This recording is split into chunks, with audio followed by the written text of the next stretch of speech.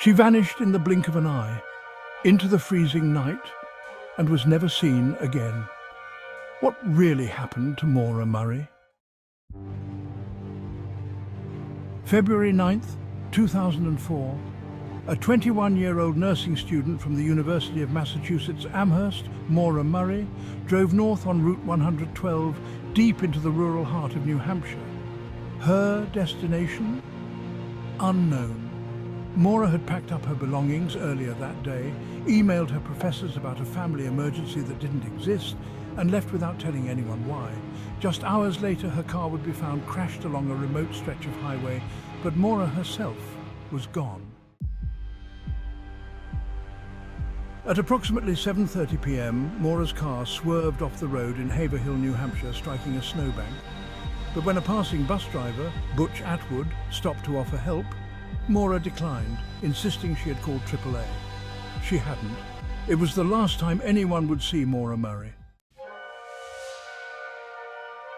10 minutes after the bus driver left, police arrived. They found Maura's car locked, with the airbags deployed. Inside, an empty wine box, a map, and Maura's belongings, but no sign of Maura herself. Outside, footprints in the snow led away from the car, but they abruptly stopped after a short distance. Had she been picked up, or did something far more sinister happen on that isolated stretch of road? As word of Maura's disappearance spread, so did the theories. Could she have walked into the freezing woods and perished in the elements? Was she abducted by a stranger after fleeing the scene, or was this all part of a plan to disappear? Maura's recent behavior raised suspicions. Just days before she disappeared, she had crashed her father's car, her credit card had been stolen, and she had been in trouble with the law.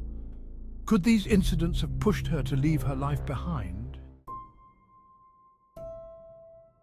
Fred Murray believes his daughter was abducted, possibly by someone she encountered after the crash. But with no leads, no witnesses, and no evidence, investigators have struggled to find answers. For weeks, search teams scoured the area, combing the woods, nearby rivers and abandoned buildings. Yet despite their efforts, Maura was nowhere to be found. The only possible clues left behind were a few strange items from Maura's car. An open bottle of wine, printed directions, and a rag stuffed in the car's tailpipe. But these only added to the growing mystery. Over the years, speculation has only intensified. Some believe Maura may have met with foul play, while others theorize that she staged her disappearance to escape a troubled life. Others still point to more far-fetched possibilities, like the involvement of a serial killer or her fleeing to Canada. Online sleuths have spent years dissecting every detail of Maura's disappearance. From her last movements to her mental state, they've pieced together theories that range from rational to far-fetched. But the truth remains elusive.